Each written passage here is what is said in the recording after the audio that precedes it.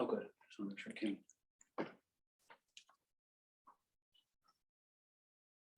Will you help me?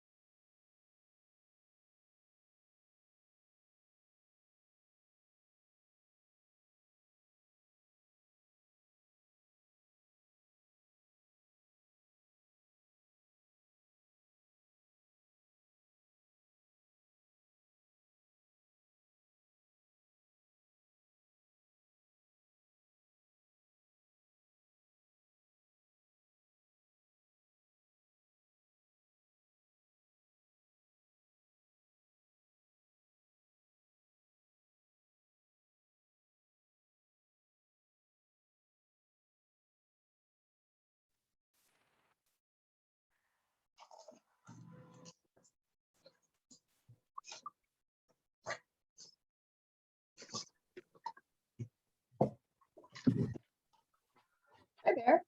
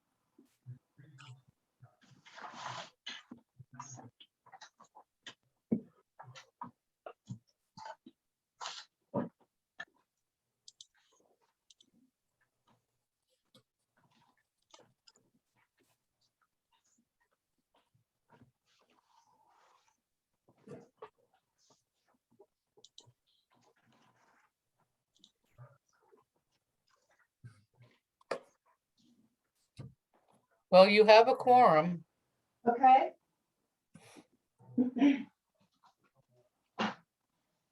I'm trying to find something, sorry. Thought I was all ready.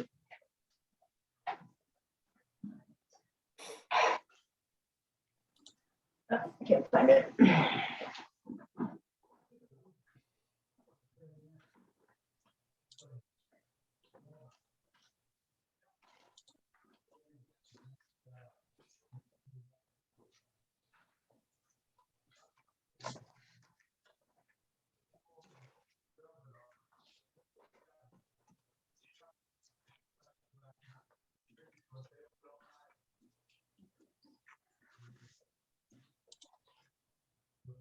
All right, well, let's go ahead and get started. We have 5 of us. Okay, so I'm going to welcome everybody to this regular meeting of the Code Enforcement Advisory Committee on November 17th, 2021. Calling it to order. Maureen, would you go ahead and do a roll call? Sure will. Thank you. Chair Bowden, Here. Vice Chair Green, Present. Member Dickerson.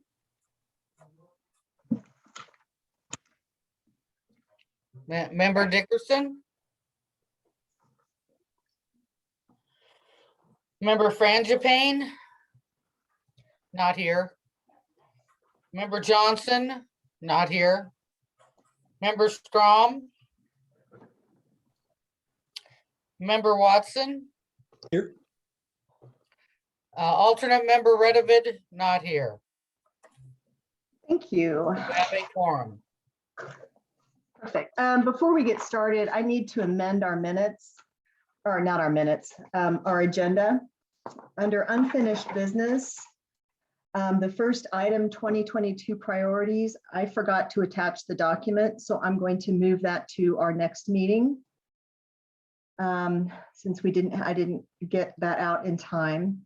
Chair Bowden, Yes, Councilmember Russell has her hand raised. I think she's trying to be a panelist. got it. Maureen, Yeah, she came in as an attendee. I will make her a panelist. thank you. Thank you. Oh, there she's got her hand raised. Hi, Rita, we can see you, or we can see your name. Okay, and then I would like to replace item A with the follow-up on the EAB information that council has requested us to provide for them to move forward. And those items are listed in the minutes under A8A unfinished business. So that is the sum total of the amendments that I would like to make. So item number 2 is approval of the minutes from our October meeting. Would someone please move to approve? Approved. And Sonia, thank you both very much. Are there any corrections or discussions? All right, so please vote by a show of hands, the motion to approve the minutes as recorded. That looks unanimous. Thank you all very much. The minutes are accepted. The next item is the agenda item on the public forum. Do we have any attendees, Maureen? We do not. Okay, we'll move forward from there. And next on the agenda, I'd like to recognize Code Manager Lewis on any code enforcement significant events or updates. Good evening. First off, we had an issue occur last week where I was not able to send the statistics within a timely manner to Maureen. So those will be attached to next month's minutes. As far as significant events, I did want to let you know, and if this is something that interests you, if you want to know more moving forward, if we do any abatements within the city. Is that something that this body wants to hear about? If we do any what? Abatements. What kind of abatements? Yeah, I guess that would be my question too. An abatement would be when the city goes in to make all aspects of enforcement have failed and the city has to step in to remove the nuisance. I would like to know that. Okay. So last month we performed 3 abatements. The 2 of them were done for overgrowth of weeds. We've exhausted all opportunities to do the enforcement aspects. With the city manager's approval, we went ahead and abated the 2 properties. They did have structures on them and both structures were not occupied. We also did a 3rd abatement of a vacant lot that was overgrown, had illegal dumping, tree branches, vehicle parts on that, and we also stepped in and did abate that property as well. What do you do with the abandoned vehicles? So if the vehicles, that's a different circumstance. These were vehicle parts. So vehicle parts would just go to scrap. Okay. I can take 5 minutes to talk about that process if you'd like to hear about abatements and how that works. I think so. Please Yeah, go I'm ahead. definitely curious.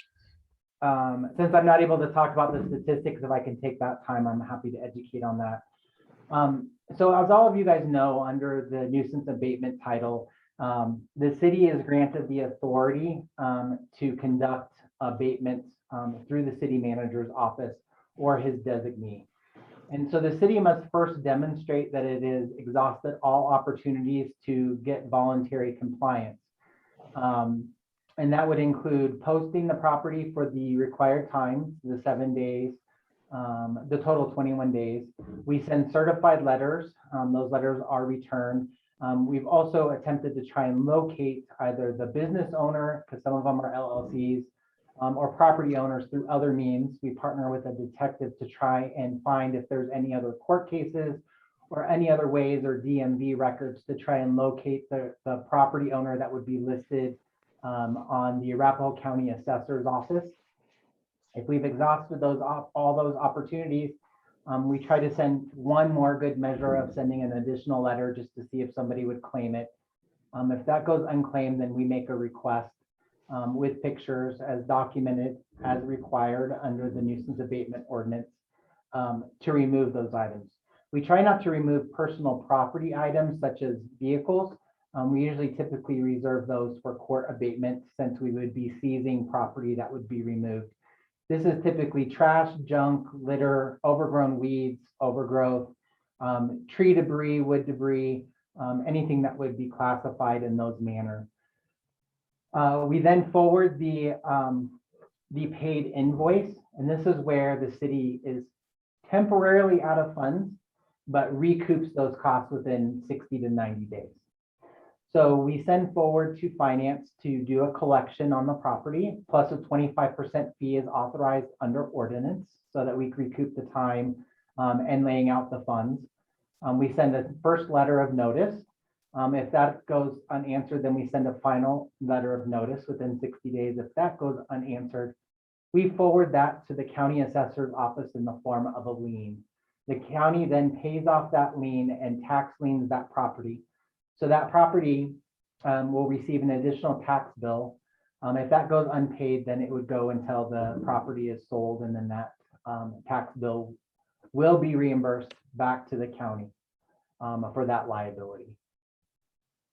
So that's the fast, nitty-gritty version of the abatement, the process, the follow-up, because I'm sure Councilmember Russell is interested to hear that we're being fiscally responsible with those funds. I can also say that the largest abatement that the city has incurred, which was on Washington Street, for a total of almost $54,000. This was a very extreme case that property has sold, and the city did recoup all of those funds as well as the county for that tax lien. So the process does work. Generally speaking, how many abatements do you do in a calendar year? Under a dozen. I think that may be changing the stance of the current city manager as well as the city attorney. We've had many discussions about this. Rather than leaving a nuisance as a blight within the city, especially when it comes to unoccupied structures or vacant lots, the city is going to take a more aggressive approach towards abatement.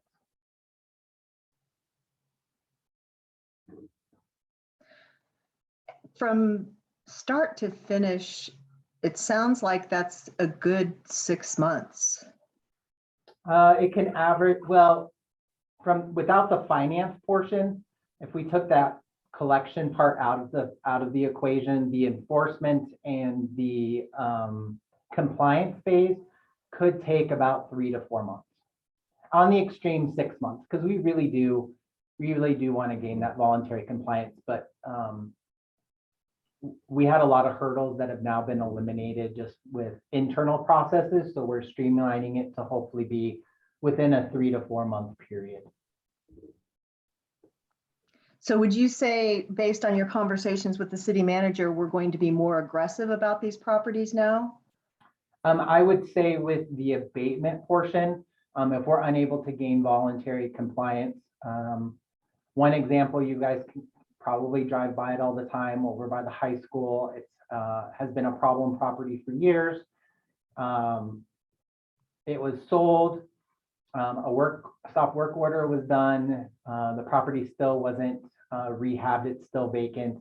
And it was just such an overglaring blight to the neighborhood and our thoroughfares and the overall aesthetics to the community that we went ahead and abated all of the weeds from the alley to the front of the property, as well as the trash and the so we're trying to be more aggressive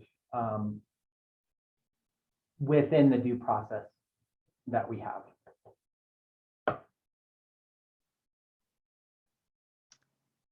As a resident, I support those efforts. We currently have 3 vacant properties literally on my street, and I'm starting to get concerned that we're going to have people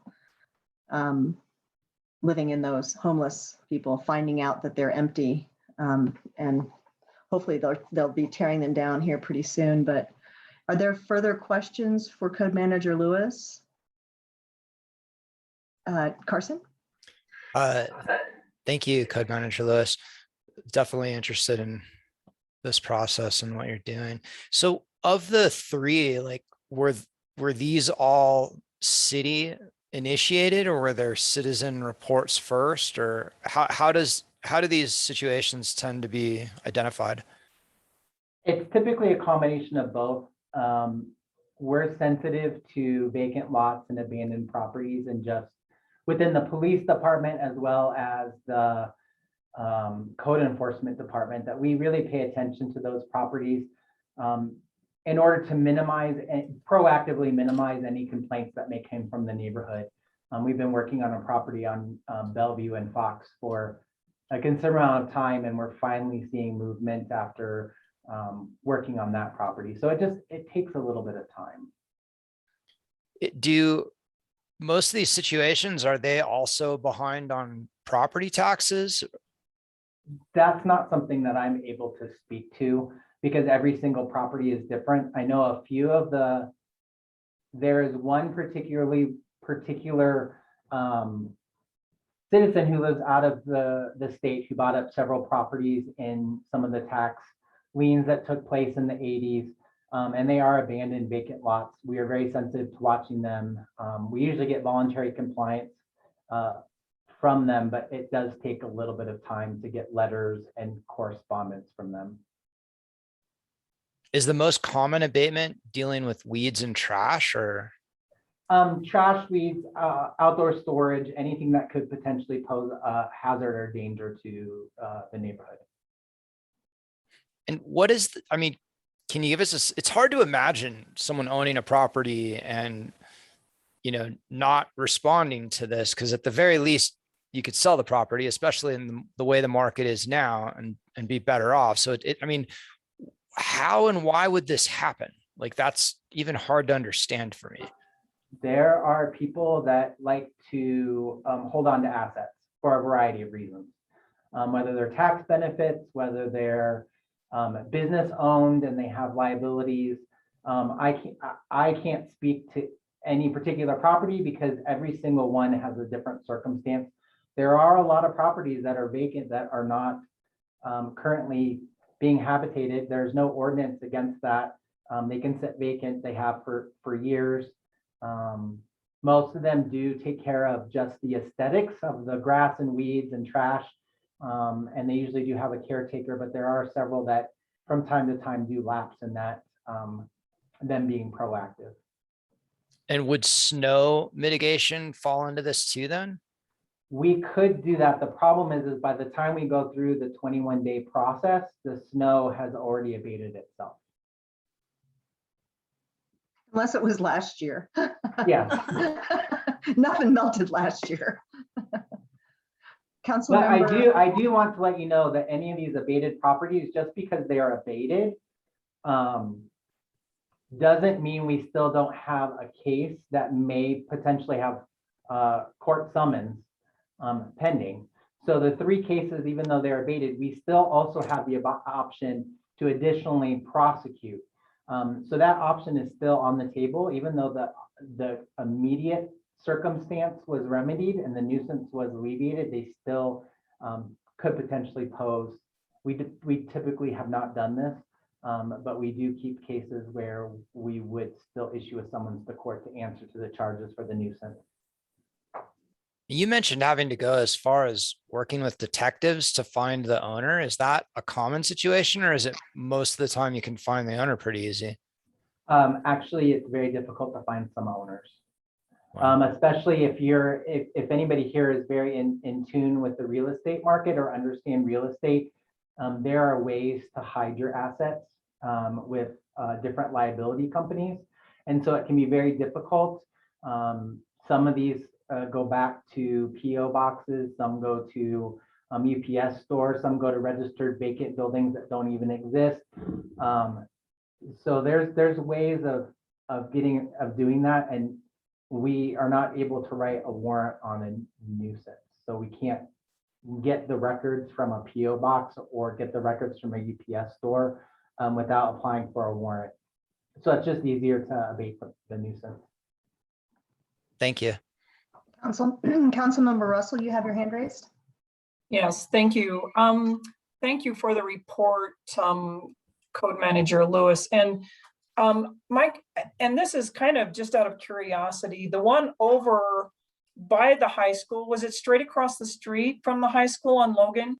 Yeah. And I mean, there had been, I don't know, I think the guy perhaps that lived there was a junk collector. I mean, he always had a big truck sitting there on the side street. And I had wondered if something happened to him, but I don't always go down Logan, but we did a couple of weeks ago. And I thought, wow, that place is really cleaned up. So is that because it's sold more than anything, or did you abate it before it's sold? So that property was a nuisance property that continuously came in and out of compliance. I would say well over 10 years. It involved, the gentleman's passed, so I can talk about this case.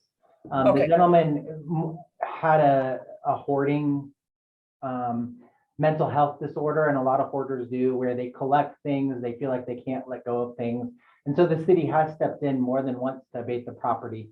The property did sell to an investor who had hoped to rehab the property and then resold it again several months after determining that it was not worth his investment. A sole owner purchased the property, started demoing it without proper permits. A stop work order went into effect. We don't know where this person is. And so the city stepped in and cleaned up and abated the property from the public right of way. Anything that was behind the fence or not viewable, we did not go behind that fence. Okay, all right. But I actually, it was so dramatically better than it had been for a long time, but thank you. You're welcome. When you say that you've sent them a summons after they have abated the property, what's the summons for? We can still issue summons regardless of if we've abated the nuisance. We still have the option to still hold that person accountable with our community. It's very unlikely because most of the situations we can't even locate the owner. So if that particular owner came forward and said, oh, by the way, I need to clear this up, how can I do this? The city would try to work through the court system to hold them accountable. What does that mean? They would get a ticket into court Okay. for the violations.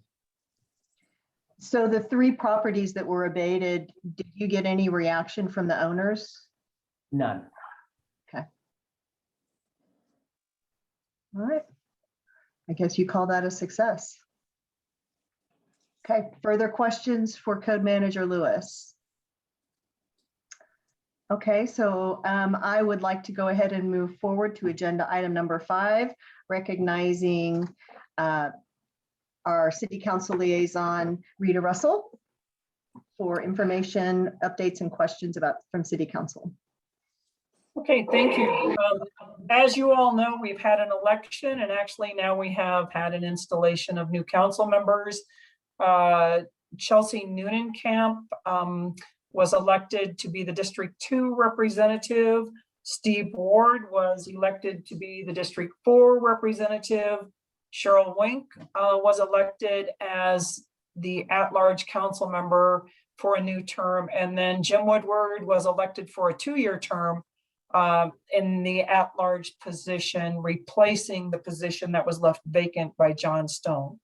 So And then we had elections. Now Othaniel Sierra is the new mayor and Steve Ward is the new mayor pro tem.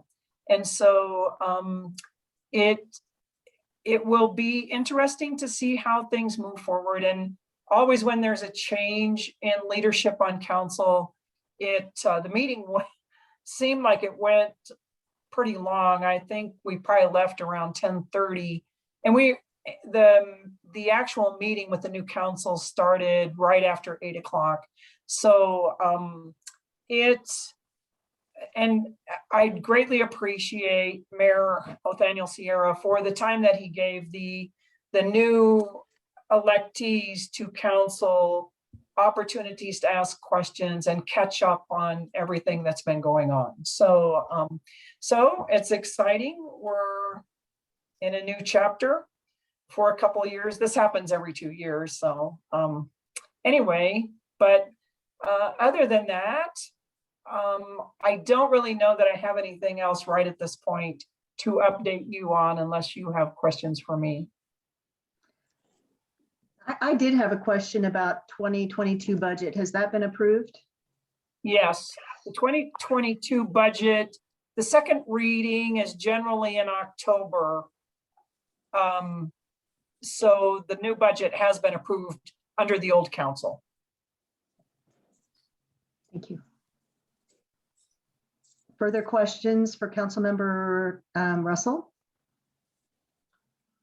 All right, moving right along, then we will go to agenda item number 6 for communications subcommittee update with Member Johnson. Well, hello, how are you?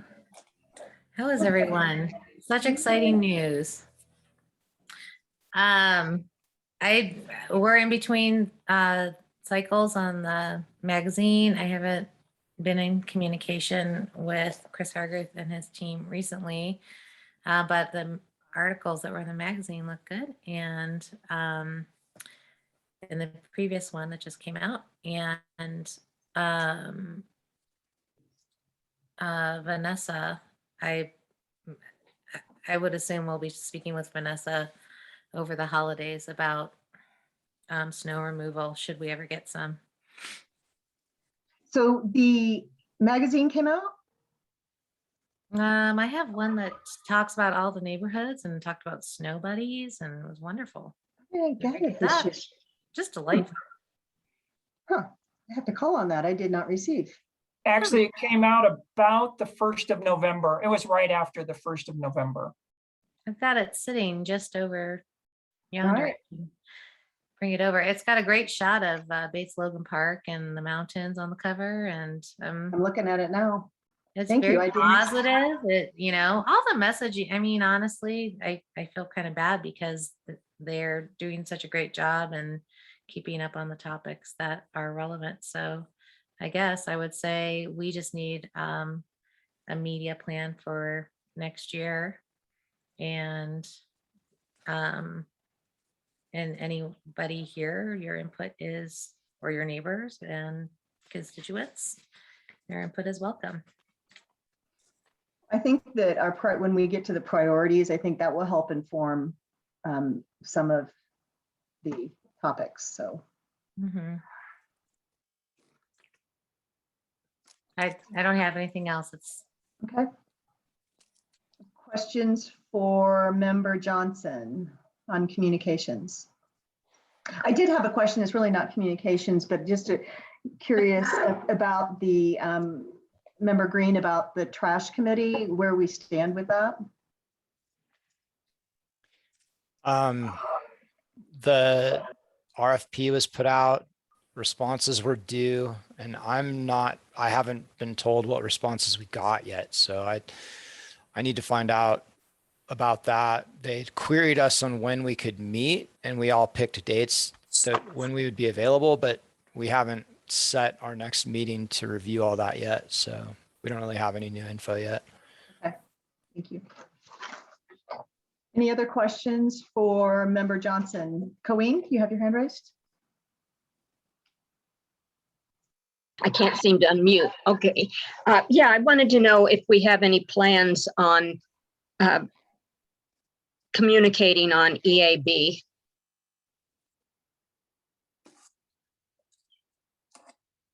Well, our plan for last year or this year was to mention it through the times when people can treat, which was the fall, and to bring it back in the spring, because it does continue to be even more eminent. And yeah, so that would be definitely a priority, I would assume, I would hope. Are you going forward with any, like you were going to do a video or featuring certain ash trees, or what's the status on that? Well, I've forwarded some names and of people who are willing to do so. I forwarded pictures and interviewed people and sent that to the team. So I don't know if those are intended to land. It seems lately that I kind of pass over the ideas or the sources, and they kind of take over. And it seems like that has been more of an online endeavor that Vanessa has been doing. But I agree with you, Colleen, that should be something we should be pushing heavily in the winter, so that people start thinking about it in the spring. So I would say that should be our number one priority going into next year. So, but no, I haven't seen anything materialize out of what I've sent. Does the communications department, did they put together a calendar for the coming year? Well, we did last year, like I think you and I kind of put together, and then we met with them. And you all bring up a great point. We're heading right into smack dab into the holiday season, but at the beginning of last year, it was very fruitful to have those meetings with them. I don't know if this is a great time to be doing that with them, but having those meetings really helped set them on a path. And if we take what we got done last year and revisit that with some team meetings, I think that would be productive. Okay. Thank you, Colleen. Further questions for Member Johnson? All right, so let's move into item number 7, which is new business. The floor is open for any suggestions or motions with regards to new business. Looks like Colleen's got her hand raised. A green hand. I just wanted to remind everybody, since we're moving the bylaws to March, that in our bylaws, we need to hold an election for chair and co-chair by April 1st, or, soon after April 1st is we can manage. So we might want to be thinking about that because, of course, you're term limited and Carson is term limited for his position too. And then I would also, offer to Monica, if you would like to continue in your role too, this would be a time for you to raise your hand on that issue too. But my plan was to put that on our March agenda. That's fine with me. I don't care. I just want it just has to be done. Yep. Thank you for reminding us. Okay, any other new items for discussion? All right. So I just have a question on what Member Dickerson just said. There's term limits on positions within a committee? Yes, there are. You can only serve 2 consecutive terms for any one position.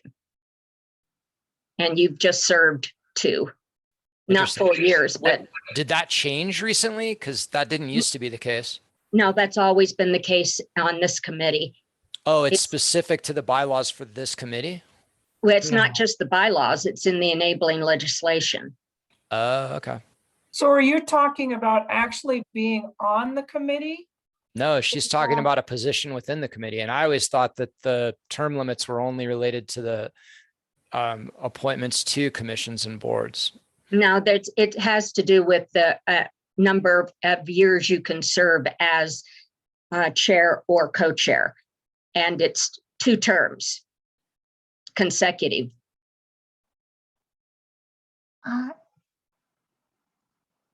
So is One- it is it the bylaws or enabling legislation where that's located? Both.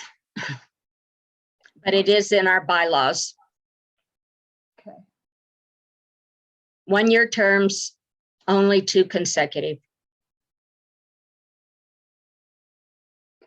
Can I ask a question? Yes. So if you are co-chair, could you be, if that you're done that for 2 terms, could you become the chairman for 2 terms? Yes. After that? Okay. Thank you.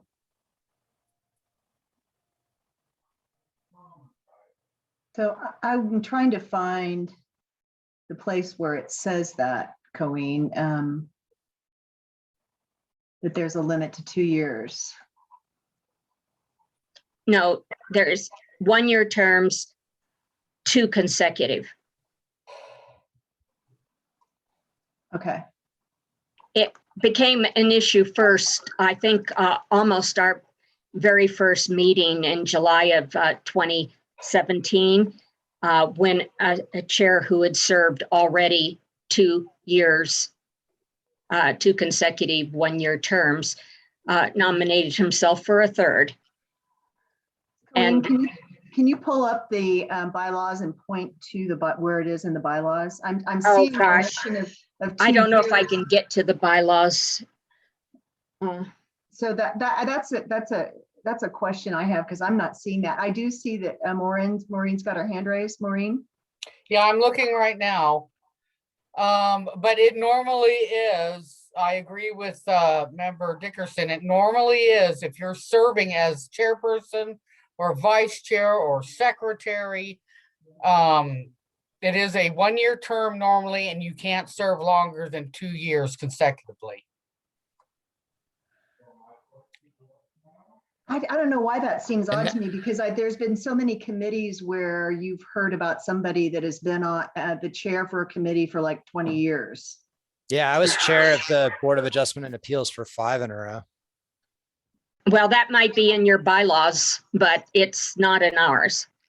Well, And I don't see where it is in your bylaws as to this so far. I've just looked through pretty much everything, but I'm looking.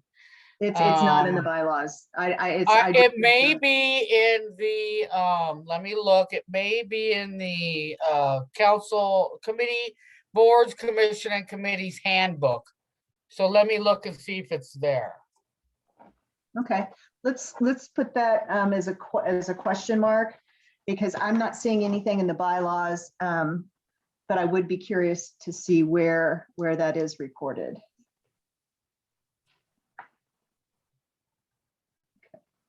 Well, it used to be in the bylaws because it was addressed in 2017. Not there. I just went through the bylaws. It's not in the bylaws. I agree. I'm I not just seeing it looked. in the municipal code either. Well, Hold it on. somehow fell out then because it was there in 2017. Well, let's look at our enabling legislation and the boards and commission books to see if there's anything in there. But we've all it's definitely not in our bylaws. And then also the enabling legislation.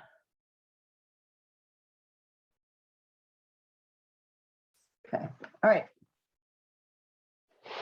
I do know that we have, we do a vote every year in terms of the chair and the co-chair. So I'm wondering if that was removed because there is a vote every year. But we can check on that. So we'll put that on the agenda to follow up for our next meeting. Is there any other new business items? Oh, Monica, you have your hand raised. Sorry about that. I take my hand down. Okay. Sorry. Maureen, did you have you still have your hand raised? Oh, sorry, let me take it down. Okay. All right. All right. So if there's no further new business, let's move into our unfinished business. And the first item, instead of doing the 2022 priorities, we're going to talk about the update on the code presentation to City Council. If you look at your minutes from our October meeting, it is under 8A. So we presented to council and then had a really good discussion with all the members of the City Council. And there were several questions that required us to follow up with some information. And I've listed out some of those questions. And so my purpose for bringing it to the committee is to decide who's going to put together that work. And I obviously I'm offering to be a part of that because I did a lot of the research. But let's start with the beginning. It's on, if you look at your agenda packet, it's on page 4 of 10. So again, these are requests that came back to us from members of City Council after reviewing our proposed changes to tree and shrub code in preparation for EAB. One of the things that we recommended is that we establish an authority paragraph for our tree and shrub code. We had found that several cities had done that, and we don't really have anything anywhere where it says who is the authority of our tree canopy. And what they're asking here is some examples of what other cities have written for who is responsible for the tree canopy. Let me pull up my notes here in case you guys have any questions.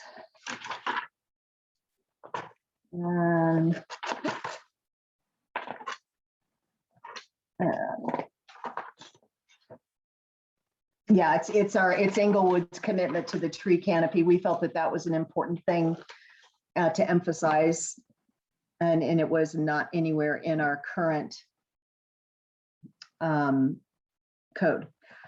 I would be happy to provide examples, unless anybody has any strong feelings about doing that themselves. Colleen? Yeah, I would like to point out that we used to have a city forester, and that's what most of the other cities have. But we don't need to look at other cities because we're home rule, we can decide. And we used to have that, so we could just replace that. Okay. I think they were just curious to see how other cities established the purpose, but if we don't have a city forester, which we don't at this stage, if I remember correctly, that's probably not an option because we're not recommending that they reestablish the city forester position. Well, we're up for an authority, yes, we are. And no board or commission can have that authority unless their enabling legislation is changed to give them that authority. Okay. But still, they're just advisory. All the boards and commissions, except for the boards of adjustment and appeals, are, and the water and sewer board are advisory. So again, they're just asking for examples of how other cities establish the importance of the tree canopy. And so I'm happy to pull together some of those examples. And based on our last meeting, Rita suggested that we will be compiling this information and sending it back to Rita to present to City Council. Some of those examples will probably be in all the data we already pulled from all the other cities. Exactly. Yes. Yeah. As a matter of fact, that's probably where most of this is going to be. Member Johnson? I'm happy to help you do that. Okay. Member Bowden. Thank you. Yeah, and I was thinking I'd be interested in helping create the matrix. Okay. volunteered to do that. Oh, you have, okay, well, if you want to, that's fine. No, I think it's probably. I would love to work with anybody, but I've got the information for Boulder because that's the one I researched. Sure. And they have a community, I think it's called the Urban Forestry Department. I don't remember, but it's some variation on that. So the next one is examples of subsidy programs. One of the things we had talked about was, subsidizing the effort to maintain trees and or remove them if needed. And so they asked for some examples of what other cities are doing. And again, that came from our research in our surrounding cities. And they're also looking for any other programs that cities have put together in anticipation of EAB. And I'm thinking both of those subsidy programs and other programs could actually be part of the matrix to compare cities on code and the programs. So can I lump that into that same category? I think so. Okay, all right. Yeah, that makes sense. And we might Okay. identify other ones too, other ideas. Because Right. I mean, the subsidy program is really more just ideas than anything too.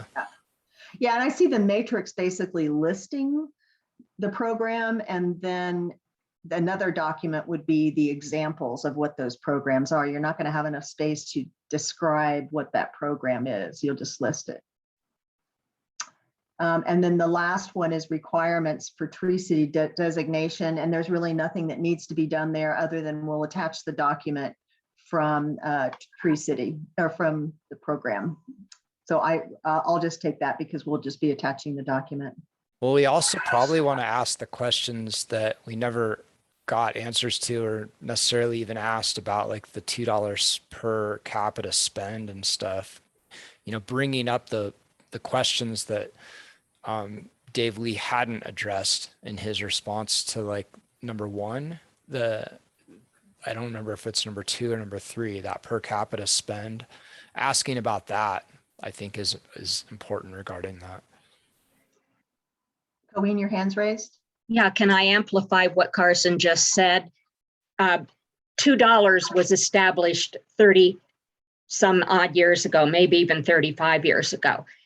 And it's now worth maybe 10 cents. So we would want to exceed that because $50,000, well, actually, I think it's 60 because of the number of citizens we have per capita.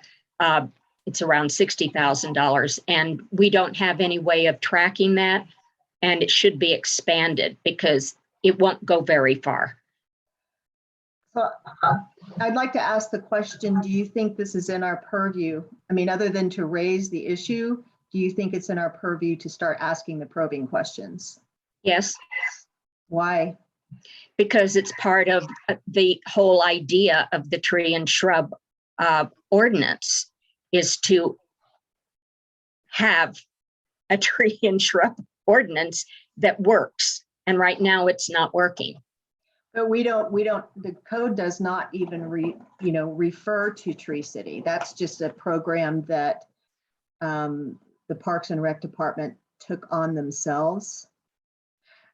What about doing this? What about having a separate question towards Parks and Rec to answer instead of taking it to City Council? Because that's who they're going to go ask. Parks and Recs never was responsible for the Tree City designation. It was our Urban Forestry Department. But right now it's coming out of Parks and Rec because that's where Dave Lee resides. He's the open space manager. Is that underneath Parks and Recs? It is. It is.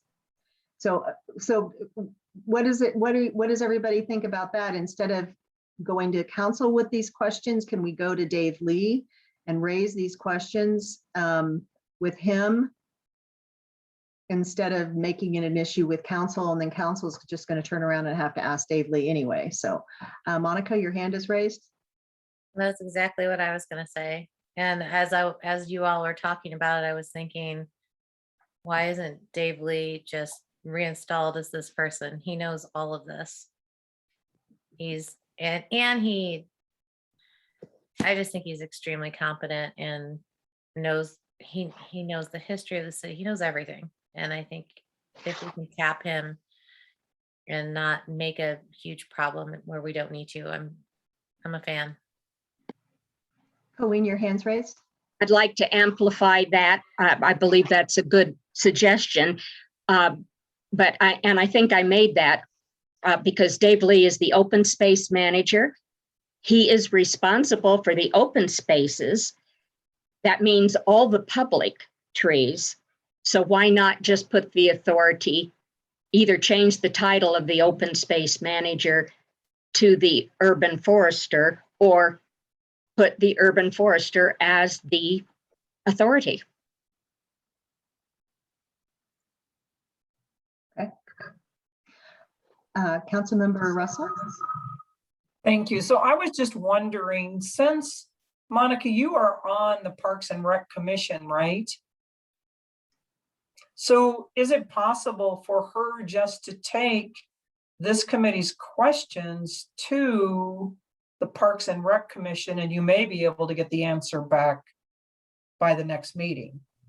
They're not meeting next month, but I definitely would be more than happy to reach out and get the answer that we need. I do feel like on several issues, there's so much overlap, and I've heard both committees talk about what's their purview, and this is a classic example. So absolutely 100% I'd be happy to do that. And yeah, that's it. Monica, do you, the Tree City requirements are in our minutes somewhere. Yeah, I saw that. Let me know if you can't find them, and I'll be happy to forward those to you. Yeah. Perhaps we can I just want a nice bullet point list of what I'm gonna, like, what are my takeaways that I need? And I'm happy to do that. Do you want to do that now? No, I Okay. don't. Okay, recognizing Carson. Member I Green? was gonna say, I mean, there's only 4 criteria, and if you just look at the one that talks about per capita spend, that's the one that's worth asking Dave Lee about. Like, you know, how does he, I mean, he may see that that's already covered as part of, you know, some part of the budget or something, but we don't have a perspective on how we qualify for that based on the way it reads. Got it. I will do that at my next opportunity. Okay. Maureen, your hand's raised. Yeah, I just wanted to let you all know that it is in your bylaws. It is in section 5, paragraph A, and it's the second complete sentence. And I just sent you the bylaws, Julie.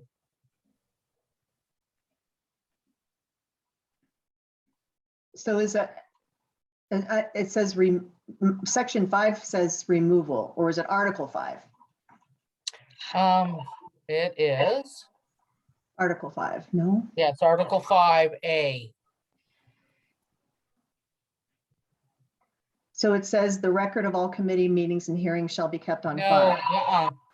pull up your email. I just sent you the bylaws. It's in Article 1, Section 5A, I believe. I can pull it back up, though. Article 1, section 5A, okay. Yeah.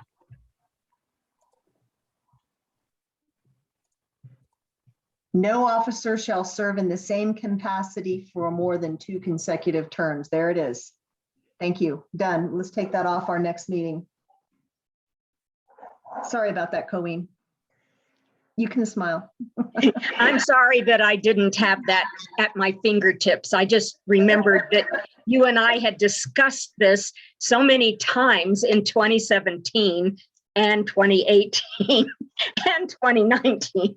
Well, your ability to recall these conversations amazes me because I have absolutely no recollection. So thank you. And thank you, Maureen, for finding that. Circling back to the Tree City program. So I mean, I'm in agreement. I mean, I think it is important for us to understand what the city's plans are, but I just want to make sure that we don't throw anyone underneath the bus with those questions. So I think it's appropriate for us to go to Dave Lee and try to understand what the Parks and Recs division, what their approach is to that program. Any further comment? Okay, so to summarize, let me get back to our agenda. To summarize, the council requests, Monica and I will work on the authority paragraph samples, and then subsidy programs, other programs, and a matrix will be done by Carson and Colleen. And then Monica will follow up with Dave Lee on the requirements for Tree City designation. Does that sound right? Can I ask a question? The format, I'm not real good at Excel spreadsheets or, you know, how to maneuver those. Carson, are you real good at that? Or should we learn together? Or should somebody design it for us? Because I've got some ideas. I can take care of that. Okay, good. I would appreciate it if you talk to me about it, because I have some ideas on how to do it, but I mean, what should be done, but I don't know how to do it. Got it. So basically, you guys are going to have to decide what comparisons you're going to be, using to compare each city in terms of code and in terms of programs. So you're going to have to decide what that criteria is before you sit down and start, going through it. But you should have the Google Drive that we all have access to has the research on there, research document that has all the city programs listed in there. Are we establishing a timeline on this? That was my next question is we haven't just talked about whether or not we're going to have a December meeting. If we do have a December meeting, is that enough time for you guys? I'm probably not. Not necessarily. No, I don't think there'd be enough time. And maybe January, well, not really because of the holidays. I'd say February would be the earliest we could everybody get all this together. Because you'd want to go back and review each one of, because it was 2 years ago, I believe, that we did that research. And it's quite possible a lot of the cities that we examined have changed their codes and their programs. Okay. I'm fine with that. Monica, your hand's raised.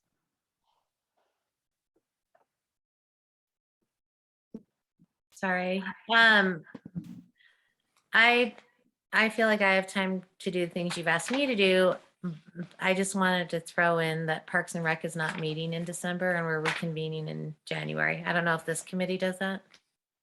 We haven't talked about it yet. Okay, just throwing it out there. Okay. It won't take me that much time to do the authority, but I'm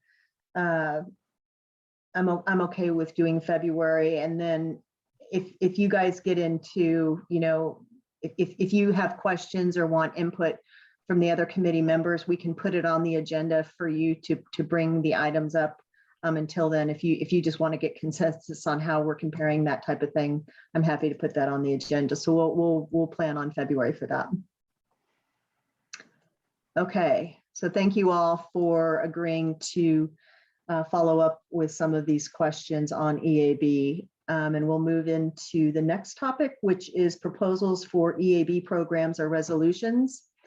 And if you go to page 6 of 10, that is a document that reflects our conversation. So for the benefit of the people that weren't that are new to the committee, when we did our evaluation of codes and research into other cities, we identified not only code changes, but things that the city could do or programs that the city could put in place to help support residents with an EAB infestation. And since that conversation, several of the things that we've talked about have already been put in place.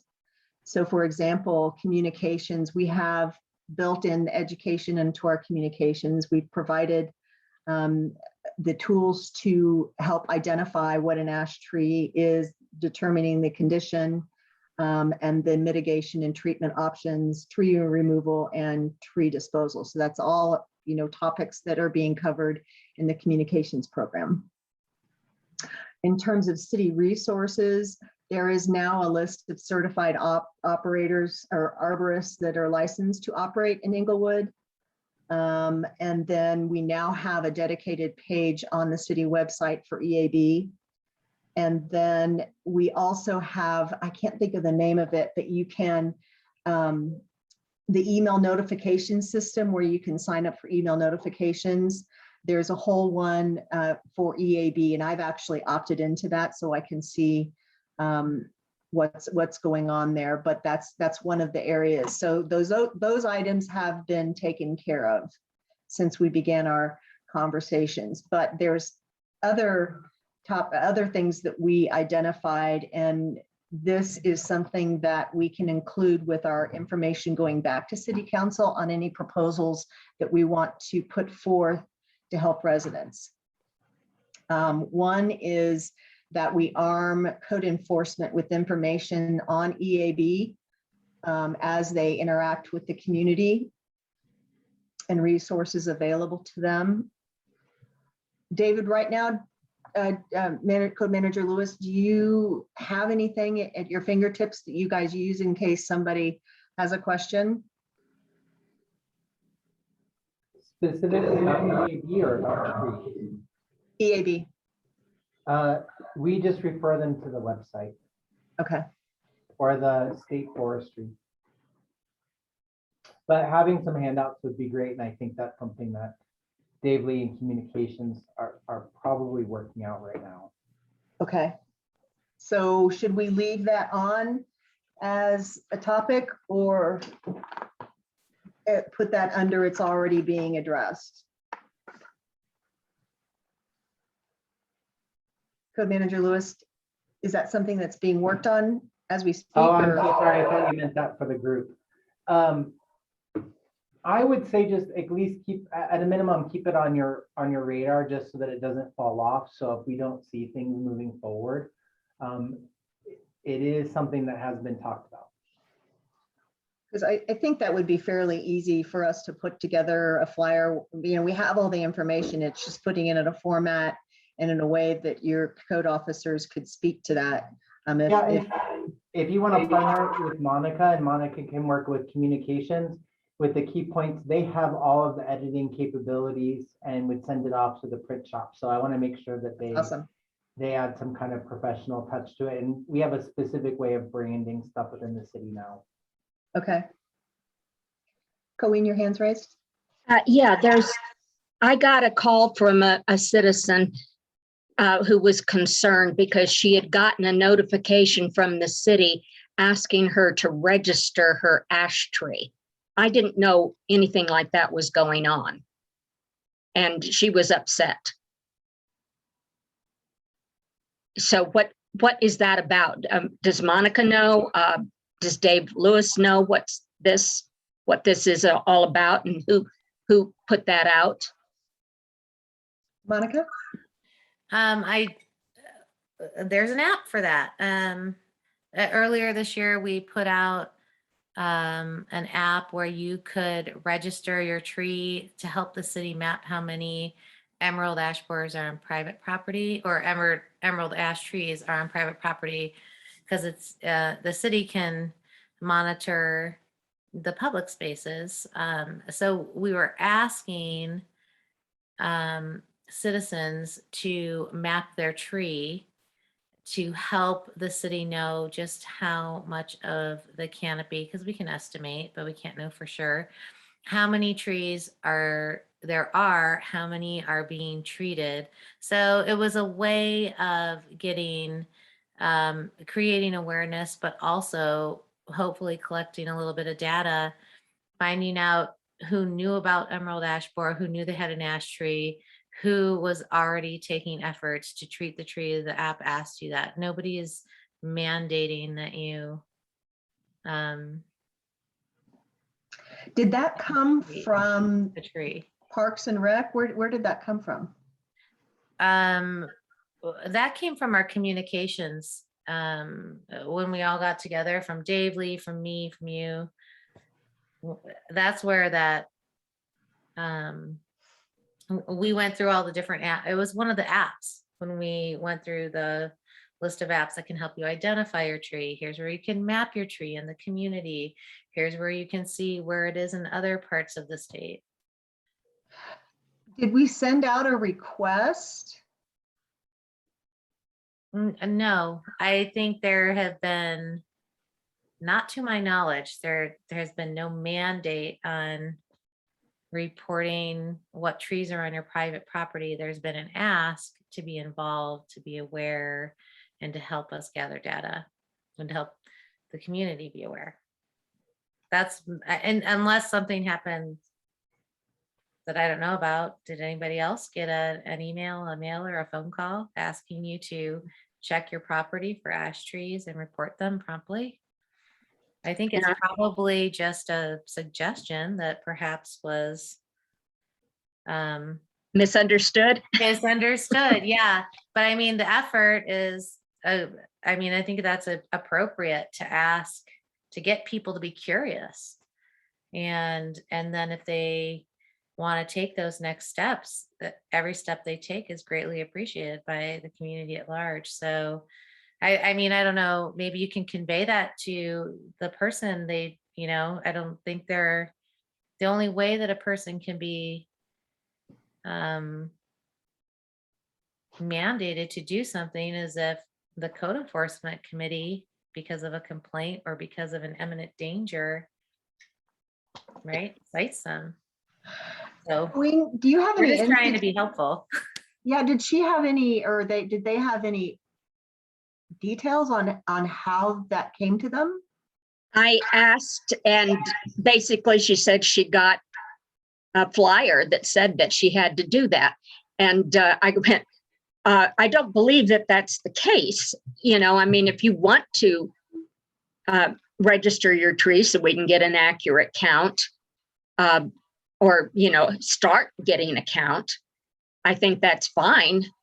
But if somebody told you you had to, so that they could tell you what to do about it, I would question that. But, give me some more detail. And she said she would, but she never got back to me. Yeah, we definitely designed door hangers, flyers, we wrapped trees. So we did some basic public awareness things. And so, but I've never heard of it. And I've got a tree next door to me. I don't have an ash tree myself, but I've got next door. And I told them what what they needed to think about if they wanted to preserve the tree. And they said, we haven't heard a word from anybody. And of course, the lady 2 doors down across the street from me has this enormously beautiful ash tree. And it can't be saved if it gets infected because it's way, way too big. And she said, well, we're not going to treat it, but we're not ready to take it down either. And I said, well, you're going to have to consider what's going to happen if it gets infected. And but she never got anything either. And that's obvious because it's the largest tree in the neighborhood on our street. we have some beautiful ash trees in this part of the neighborhood. And there have been pieces in the magazine. There's been stuff online. But you haven't done anything door to door yet. But the magazine goes to every residence, I think. Does it not? Well, a lot of people claim that they haven't gotten it. And the ones that have gotten it said, I'm not reading it, and they throw it in the trash, which I think is unfortunate. But okay, but if we give them a flyer, they might think they're mandated to do so, like your friend did. So such a catch-22. We'll have to think on that in the communication team here. Well, I'll take care of my neighborhood. When I notice an ash tree, I will let them know. And I've got that there's an arborist, a very close one to us, Coleman Ranch, and he's a member of that private park, that circle, Mhm. and they have an ash tree that they hate. And I said, well, why don't you just take it down? It's ugly and plant something better. And they said, okay. So I don't know when that's going to happen, but Coleman Ranch works when they want to work. Well, all we can do is inform our neighbors verbally when we see them.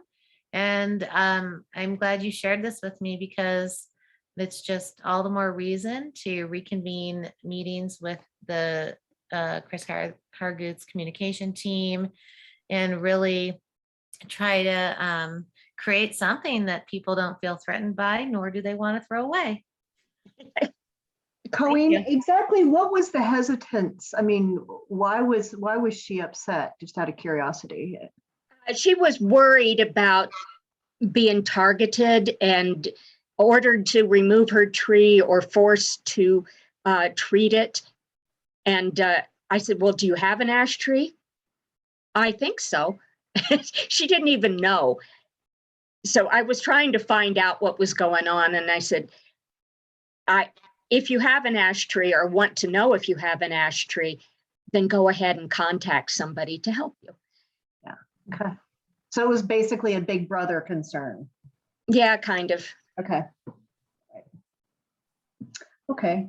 Well, thank you for bringing that up. It's good to hear. The next idea that we had was to incentivize residents to proactively treat or remove trees. And I think that came up just as what things can we do to prepare for this? And it's like, so we can communicate, but is there anything that the city can do to encourage that? And Dave Lewis, your hand's raised. I forgot to include something specifically with updates that would also pertain to this. After exploring legalities and options, there could be a possibility to make a recommendation for a voucher program. It was just finally approved and we'll be moving forward next week to offer a voucher for illegal dumping. And so as somebody that's done the research and worked with the different city departments and finance, that would be an option. There would be certain steps that the resident would be required to take in order to receive those voucher funds. But that is something that is a possibility. It would be up to council to take that recommendation and to set aside some funds per year for that voucher program. Can you explain how that works, Code Manager Lewis, in terms of does the city council put aside money and then there's an application process, that type of thing? So with the trash, we're specifically using some unassigned, I shouldn't say from the balance. There were some nuisance abatement funds that we had extra that we reallocated to the trash voucher program. And so basically we would receive a complaint about an illegal dumping. We would verify that it was an illegal dumping. They'd need to complete a formalized police report. And then we would provide them with a letter with their police report number. They would pay for the removal of the illegally dumped item or take it to a dump at their own on their own. They would provide that receipt to finance, and finance would mail them a check for up to $50 reimbursement twice a year for illegally dumped items. So that's how that program is going to work, and it's going to be rolled out starting on Monday. That's awesome. So I could see that would be similar, possibly something similar that this body could recommend, especially because we don't want to just hand out money. We'd like the citizen to sign an affidavit that they have an ash tree and that they're certifying that they're going to have this treated and continue with a certain program.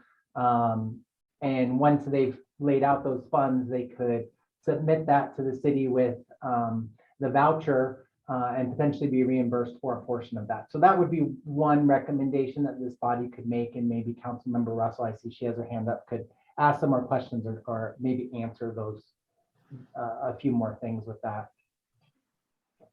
Councilmember Russell? Thank you. And I apologize. I vaguely remember having this discussion. And so I guess what I'm wondering right now is if perhaps Member Johnson, when you go back to Parks and Rec, is it possible to ask if in the Parks and Rec budget for 2020, if there was money set aside for this program? I vaguely remember something. I will tell you this. I know that it has to be in the budget for next year. If it's not, we can do supplemental appropriations if we need to, but I vaguely remember a discussion about that. So I'm not certain, but I'm pretty certain that if we did do it, it would be in the Parks and Rec budget. Or if not, they may know. I've heard this alluded to several times by Dave Lee, and I keep coming back to him because he pulls out numbers of what's in the budget and what we can spend on education. We might be able to incentivize people. And I also just had the thought about the Arbor Day sale that we do in the spring, where replacement trees are offered, or trees are offered. And that might be a great way to incentivize people to replace young trees that maybe aren't worth treating. It's a very cheap replacement and they're very great trees. But you're absolutely right, Councilmember Russell, that has been brought up. I can't remember any specifics off the top of my head, but I've been in several meetings where Dave Lee has mentioned that. So it looks like I have another something to inquire about this month with them. Well, and I can go back and look too. I will make myself a note, and if I can find it, I will let you know. Yeah, let's work together on that. I think Dave Lee is a great resource though for all of this. Okay. All right, thank you. Mhm. Colleen, your hand's raised? Yeah, as far as the Tree City program and the Arbor Day Foundation, we do have a recommendation here to expand that program, because the last time I don't know how many trees they had, but before they even advertised the sale, they were gone.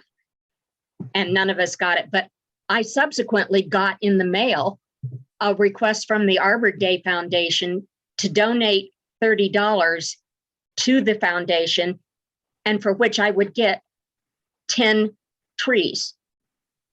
But I have not room for 10 trees on my property. And there was only one offer that I wanted. And I'd be more than willing to pay the $30 and have those trees shipped to me and give them to the park, except for the one I want, or spread them around the neighborhood. But we need a lot more than what is offered through that sale, but it's a lot cheaper if you get it directly from the Arbor Day Foundation.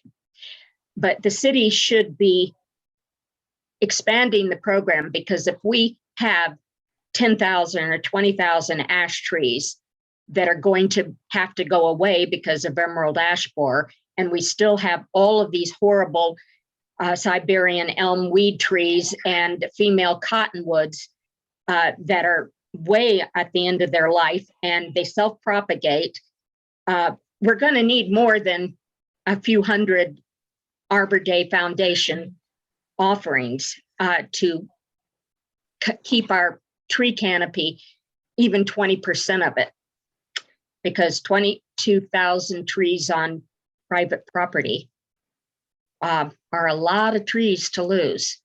And probably that many Siberian elms spring up and get to a dangerous size within a few years. By the time they're 10 inches in diameter, they're dangerous and disease-ridden. Yep. And they self-propagate.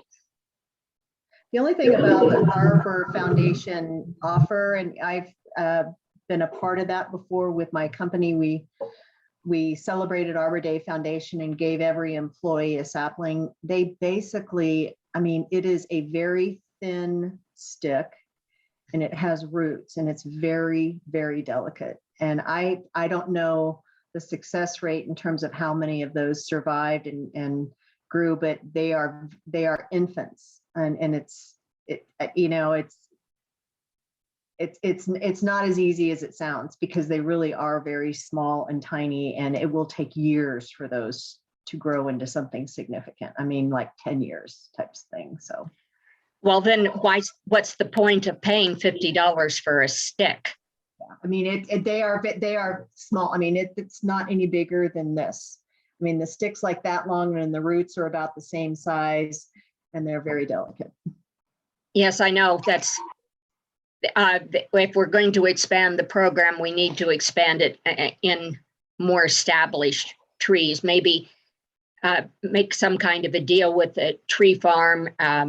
There's a whole bunch of offerings I've seen, and they're not terribly expensive for the size of the tree you get, but perhaps there could be some kind of negotiation where instead of paying $50 for a little stick through the Arbor Day Foundation, we pay, the city subsidizes the purchase of a much larger one. And so we only have to pay $50 our share, and the city would pay the other $50. Or work out something where we get bigger trees from Arbor Day. But again, it's back to the budget. What are we going to budget to save our tree canopy? So And I had a question. I know earlier this year, the city offered trees for free to residents. Did anybody on this committee take advantage of that offer and receive? I didn't know about it. Sonia, you did? I did. And actually, I did get a tree, and it was probably about 6.5 feet tall. Oh, And it was probably like a good 1.5 inches, 2 inches in diameter. wow. It was a good sized tree. So it What was kind of hard tree to- was it? Maple, oak, Norway spruce? I believe it was a maple. it was a maple. Thank you, Monica. My A brain's crimson gone maple? fuzzy. Mhm. Was Yeah, it it a was a crimson maple. maple? Yeah. Those are fairly small trees when they're mature, and they're very desirable and they're gorgeous. Though it was nice, and it was a good sized tree. It came in probably a 10, 15 gallon pot and was good sized. Wow. But it was hard to get onto the website and order it. It took some doing, but Did that come from Parks and Rec? Do you guys recall? It was a program. What did they call that program? It's the Parks and Rec Arbor Day sale, I think, in the spring. And the trees, you actually pay a nominal fee. It's $30. it was, yeah, $30. And the trees they're great trees. I think that they've released the sale before the sale date posted online, however, which is why member Dickerson, you might not have been able to get one. I'm not sure how that happened, but they did sell out rather quickly. So that's It's a what we great can get program. on the Yeah, Arbor you Day can, Foundation. and Is a they- bigger tree than the little stick that sends Yes, you when yes. you make a $30 donation and you get 10 trees, 2 Yeah. Eastern red buds and a crabapple and 5 Norway No. spruces. That you have They're to wait little bitty 20 things. years. Yeah, no. They're good. And if we can supplement, or if the city wants to expand that, it's a great program. I think it incentivizes citizens to replenish the tree canopy that we're inevitably going to lose no matter what we do. So maybe that's one of our recommendations, is that they expand that program Yeah. over the next couple of years. And that would be a daily topic. Okay. So I'm happy to start there. I think we have it in here. Yeah, it is in there. Yeah. Yeah, in our proposal. I would recommend a formatting change. The top of page 7 where it says, and removal of Siberian elms and other desirable trees, I would put a new bullet point for a program to encourage planting of at least 10,000 trees each year citywide or on private property by credits, grants, education, assistance, whatever. I would make a separate bullet point for that. And I might add to the Siberian elms and other undesirable trees,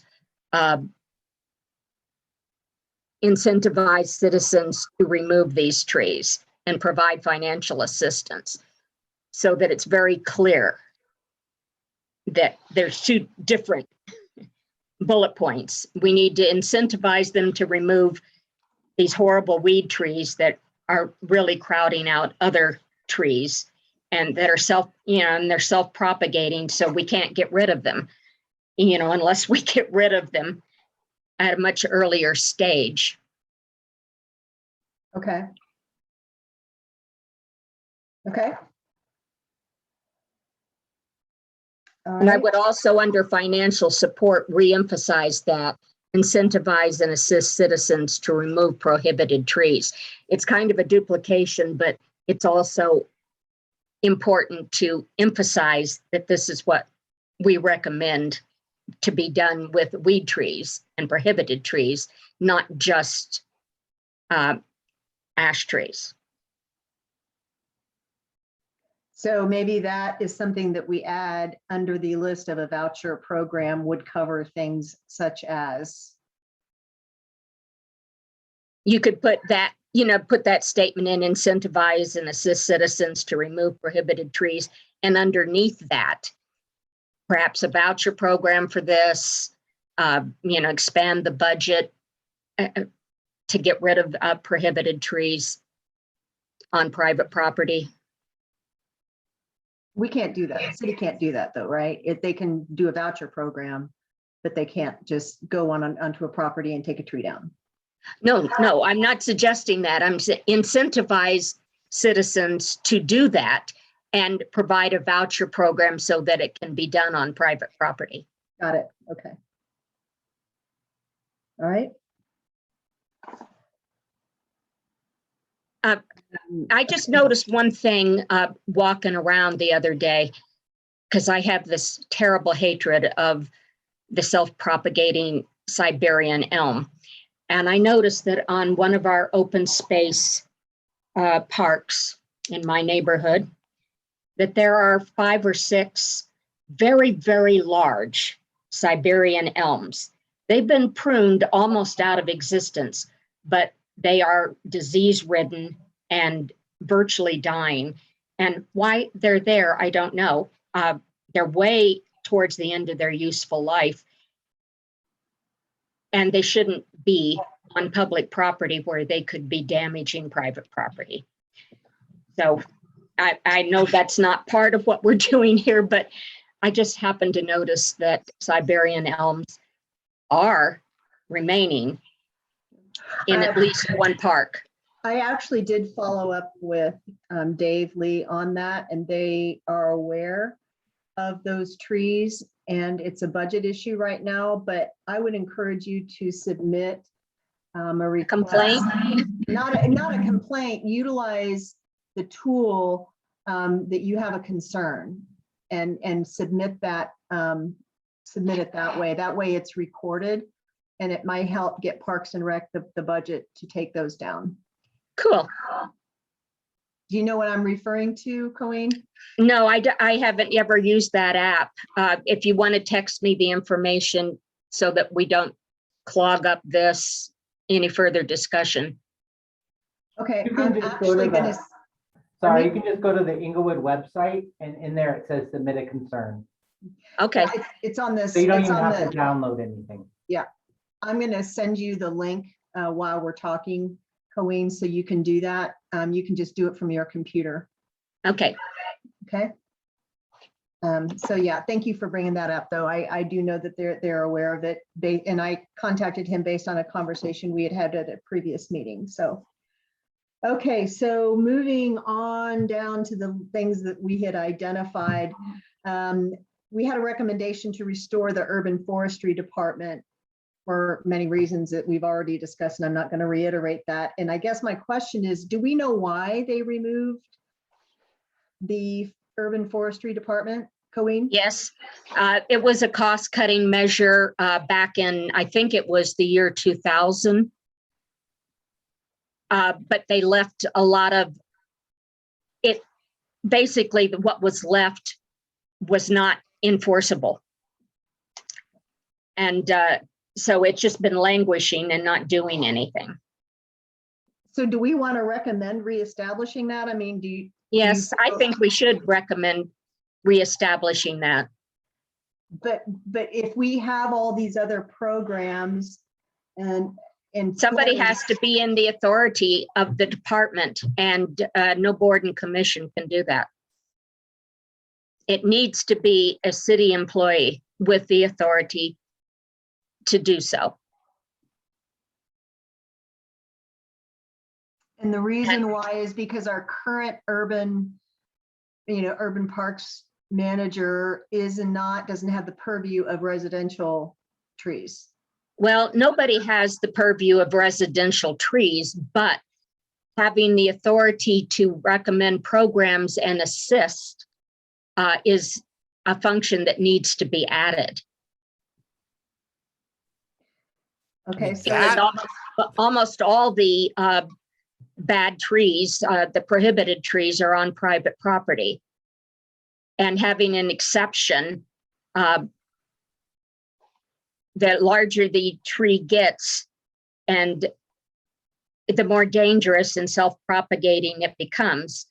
And there's no way within the code or without the code to address the issue of the seeds that are dropped and all of these weed trees springing up.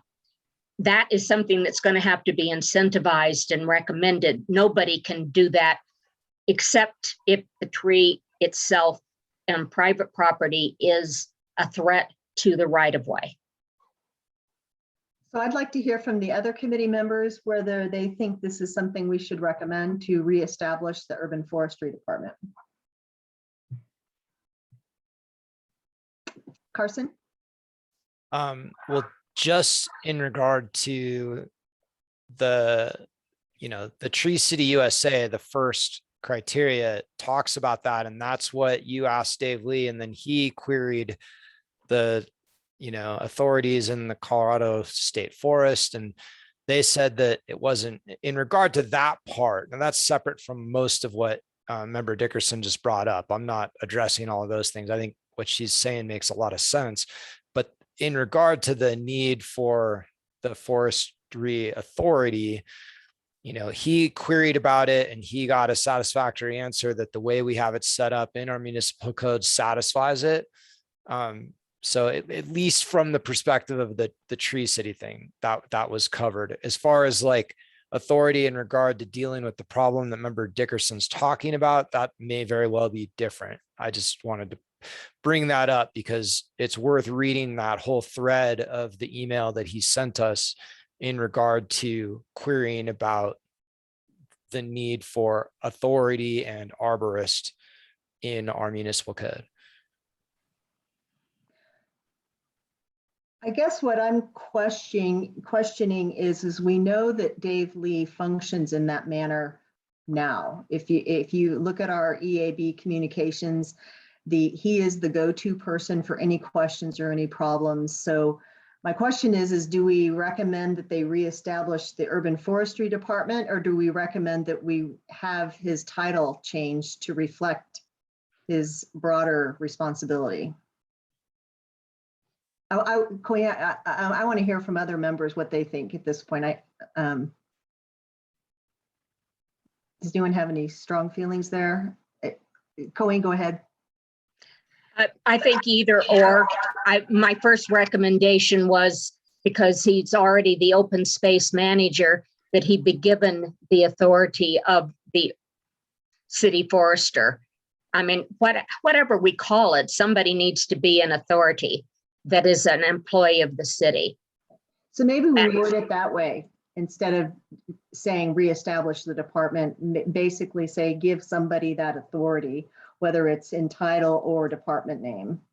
Yes. Okay, and you're okay with that? Okay. All right, so I will rephrase that. And then the next one was that we wanted to provide a location for residents to take their diseased trees to dump. And we had many conversations on this before and identified, Dave Lee said we do not have any place in the city. We're pretty, bound in terms of open space to dump them. So I left it on here knowing full well that we don't have a place in the city to offer residents. It seems to me that if you're going to take a tree down, most likely whoever takes the tree down for you is going to take the tree away. But I guess we're just referring to the residents that choose to take them down on their own accord. And what do they do with that diseased tree? Monica?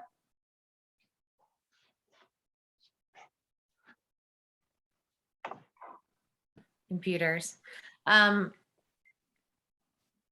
think what you said is correct. I mean, I had trees removed last year and I didn't have to make special arrangements to remove the trees. So The tree service person took care of it, right? yeah, I mean, and taking down a mature tree is a huge endeavor. So, I mean, I don't know what residents are equipped to do that, but I've done it multiple times, oh, gee, of course you have, Carson. even in between power lines. Well, Carson, why don't we just have you're everyone call hired. today? So what did you do with it? And did you have any? I special let it consideration? sit and dry and then took it camping and burned it.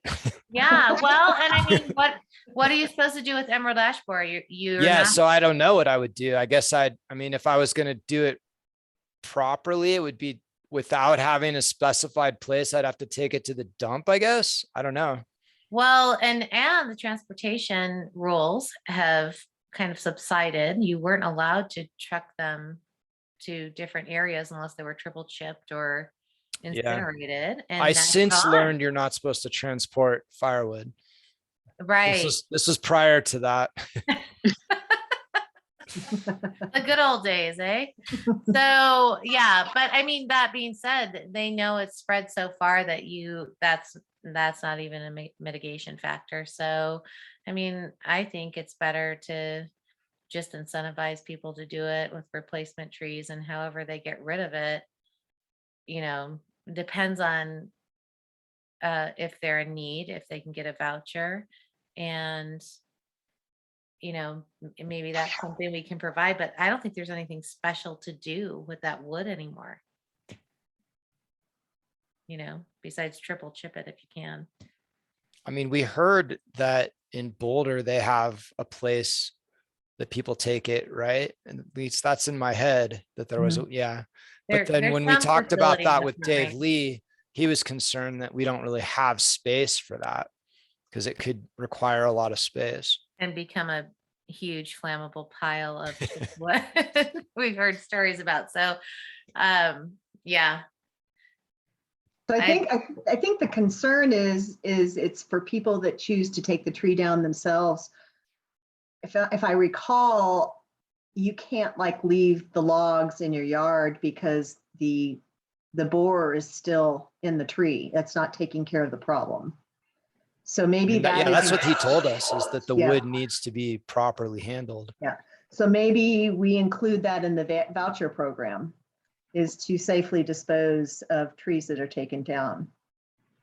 'Cause it's not Especially gonna since it probably is a subset of people who do that themselves. Okay, all right. So I'll reword that too.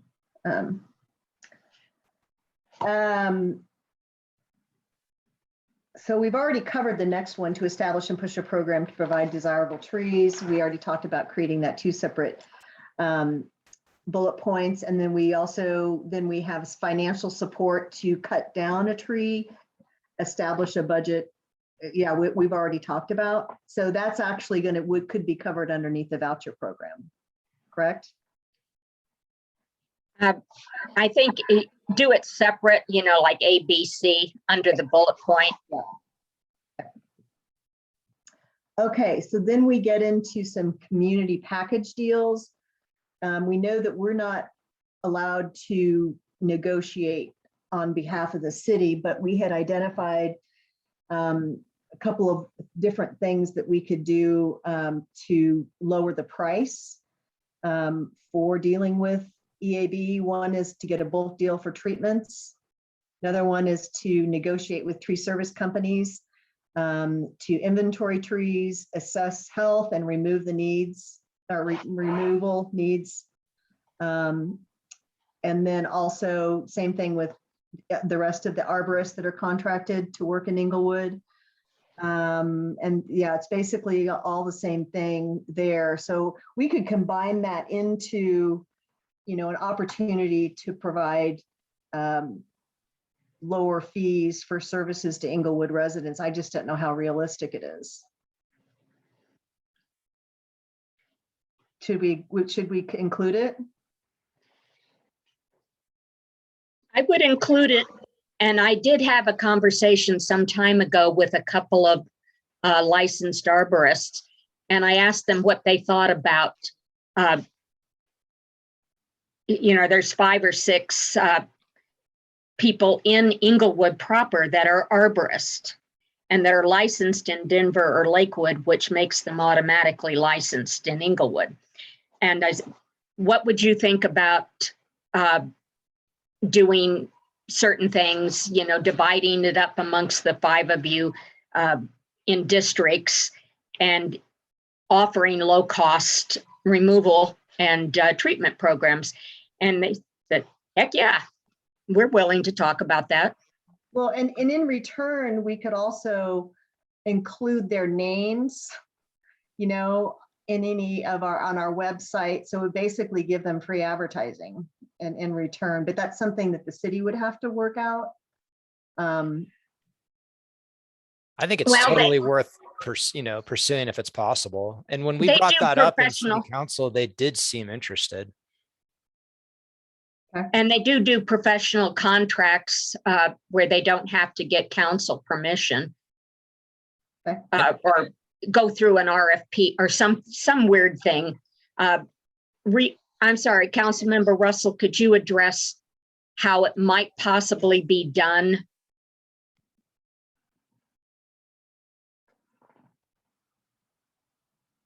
The truth do you- is, I'm not exactly sure how it would be done. I mean, you all can make recommendations.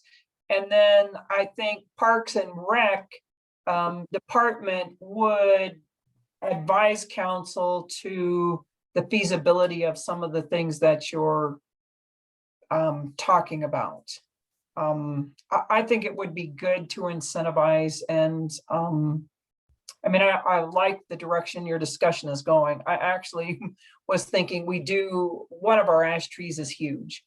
We do have a very small one that we maybe should think about, getting rid of now while it's small. So, but I think you bring up some great points. And so anyway, I don't know how that would work, but you go ahead and make the recommendations and then let staff figure out how to do it.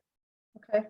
And Chair Bowden, one thing you said made me think, as simple as offering either a single or group of arborists that are qualified to have an advertisement in the Inglewood magazine for free in exchange for them doing a deal rate. That kind of thing. Absolutely. All right, well, I will include that and reword it a little bit, consolidate our ideas there. And moving to the last point, we already talked about the fulfilling the requirements of the Tree City certification, and Monica will be following up with Dave Lee on that. And so that was the end of our proposals. Is there anything that the committee members can think of to help residents moving forward that we haven't already discussed? Okay, so I will take these ideas and put them in a format based on our conversation today to include with the rest of our package. We've got 15 minutes left, so I think that let's not get into review of dangerous dog code tonight. Let's go ahead and talk about topics for future meetings and then discuss what we want to do about our next December meeting, and then we'll end with committee members' choice.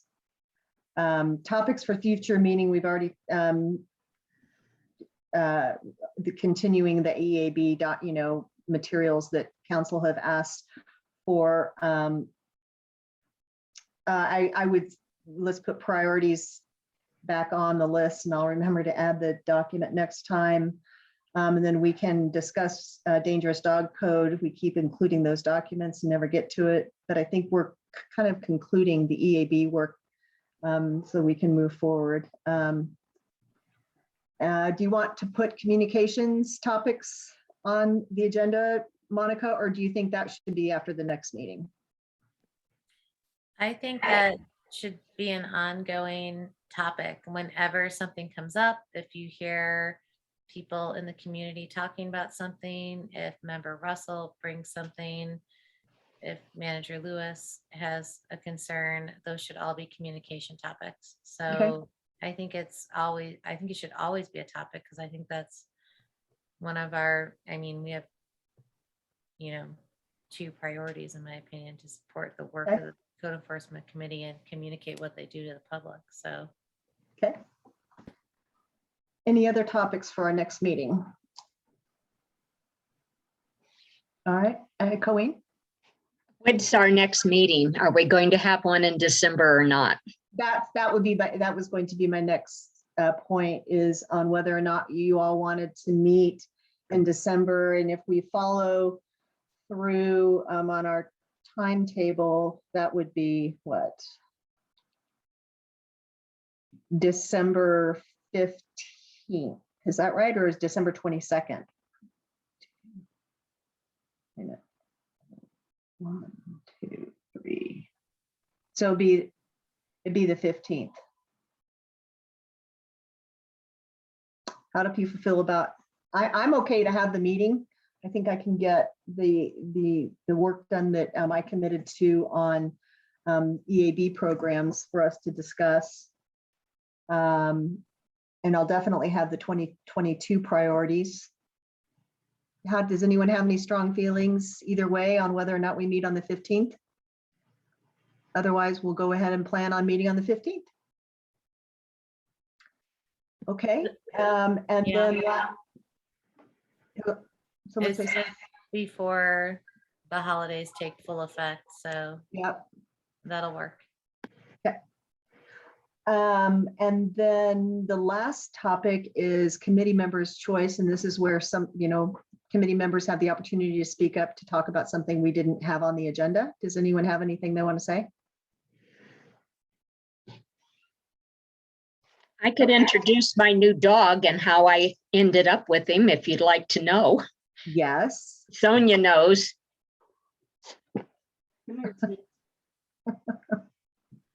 This is Snoopy. Oh. I was willed Snoopy. One of our long-term residents and a close friend, Ron Lunders, had 2 dogs, and his dog Harley died the same day my Samson did. So we were commiserating on it, and I've known Snoopy for 4 years, and Harley, of course, and Ron. And we were going to get together, and Ron died suddenly. He developed pneumonia and sepsis, and fortunately, he had a standing date with his son to have brunch on Saturday, and his son ran over there because they hadn't heard from him and picked him up and took him to the hospital. He had passed out. They brought him back, but he was going to be completely disabled for a year or more. And he ended up dying, but before he died, he told his daughter to get hold of me to take Snoopy. So what could I do but have Snoopy? That's a So I beautiful. now have this little thing. He's even smaller than Samson. He's adjusting rather well. He's going in for surgery tomorrow because I guess Ron didn't believe in dentistry for dogs, and he's losing his teeth and he smells really bad. But he's upset about the whole thing. He's not been happy today at all. But I love him, As in this whether he loves me or not. The only thing he wants to do is tell me what to do. Oh, And he does frequently. He doesn't seem to care that I talk to other people. But if I mention WALK or put on shoes, he's very bossy. He wants to go out right then. well, Looks Colleen, pretty thank you. comfortable. Yeah, he doesn't like me holding him, so he's not really being held. He's just balancing on his rear legs. But he owns every chair in this house. He has 4 beds, one on every chair, one on my bed, and he sleeps wherever he wants, whenever he wants. Thank you for sharing, Colleen. That's it's a bittersweet story. Yeah, I miss Ron a lot, I'm so sorry. and he misses Ron a lot. Oh, I'm sure he does. I'm sure he But does. he's got other friends, and he's very friendly. Well, I'm looking forward to meeting him, Colleen, on our walks. So thank you. Anybody else for committee members' choice? Otherwise, I'm going to end on that lovely note. Thank you, Colleen. And I wish everybody a wonderful Thanksgiving and many blessings to you all. And this meeting is adjourned. Thank you. Thank you. Happy Thank you, Thanksgiving. Sonia, for the Bye. recommendations and the help. Bye. Bye.